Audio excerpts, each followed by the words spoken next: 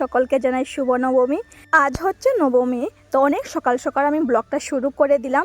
তো সকালে উঠে প্রথমে আমি স্নানটা সেরে চলে আসলাম মন্দিরে, কারণ আজ মা দুর্গার জন্য কিছু ফল, শাড়ি, নারিকেল এইসব নিয়ে এসেছেন কি মাকে দেওয়ার জন্য। তো মা আর আমি স্নান করে সকাল সকাল চলে আসলাম। দেখতেই পাচ্ছ এখনও কিন্তু লোকজন আসেননি, কয়েকজন শুধু এসেছেন যারা ফল প্রসাদী দেবে। কিন্তু এদিকে কিন্তু দেখতে পাচ্ছ পুজোটা কিন্তু শুরু হয়ে গেছে। তারপর আমরা অল্প সময় বসে চলে যাচ্ছি ঘরে।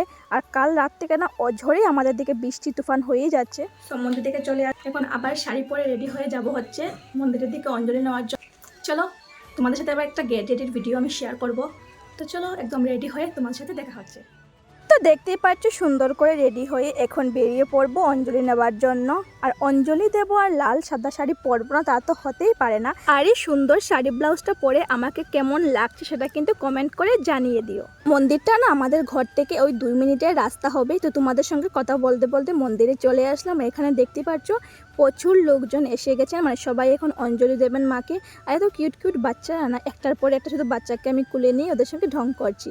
আর বাচ্চা তো তোমরা জানোই আমার অনেক ভালো লাগে। তারপর আমরা অঞ্জলি নিতে বসে পড়লাম। অঞ্জলি কমপ্লিট করে আমরা মন্দিরের পিছনে সিনারিটা খুবই সুন্দর, তাই সেখানে গিয়ে কয়েকটা ভিডিও, কয়েকটা রিলস, কয়েকটা ফটো উঠিয়ে নিলাম।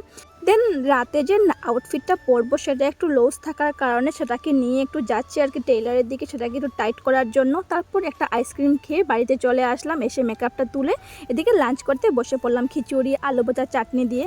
তো তারপর আর ভিডিও করলাম না। এখনই সন্ধ্যা 6টার মতন বাজে। এটা হচ্ছে আমার আজ রাতের আউটফিট। আজ না আমাদের পাড়ার একটা প্যান্ডেলে আর কি বাবাকে ডেকেছেন, কারণ 2 দিন আগে আমার ভাই নেভিতে চাকরি পেয়েছে।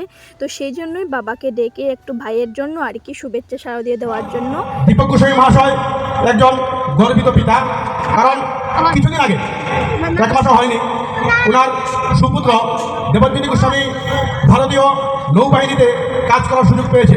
সবাই জুড়ে একবার হাত দিলেন দেবজ্যোতি গোস্বামীর জন্য। আমাদের অঞ্চলের প্রথম কোনো সন্তান আর ভারতীয় নৌবাহিনীতে কাজ করার সুযোগ পেয়েছে। অনেক প্রাউড মোমেন্টস, তাই তোমাদের সাথে অল্প শেয়ার করে নিলাম। আর তোমরা সবাই আমার ভাইয়ের জন্য আশীর্বাদ করবে যেন সে সুস্থ থাকে, ভালো থাকে। তারপর আমরা সেখানে 2 ঘন্টার মতন ছিলাম। এখানে অর্কেস্ট্রারও হয়েছিল। আর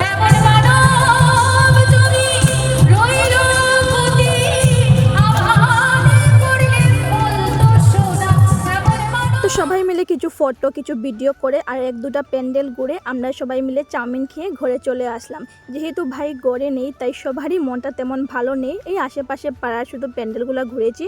তো চলো আজকের মতো ব্লগটা আমি এখানেই শেষ করছি। দেখা হচ্ছে নতুন একটা দিনে নতুন একটা ব্লগে। Bye bye.